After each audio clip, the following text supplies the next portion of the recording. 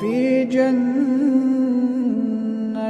عالية لا تسمع فيها لاغية فيها عين جارية فيها سرر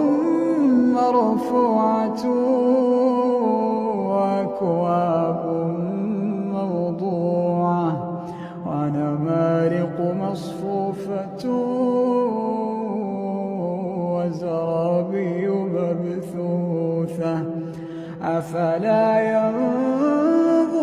إلى الإبل كيف خلقت وإلى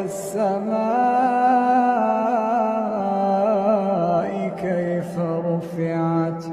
وإلى الجبال كيف نصبت وإلى الأرض كيف سطحت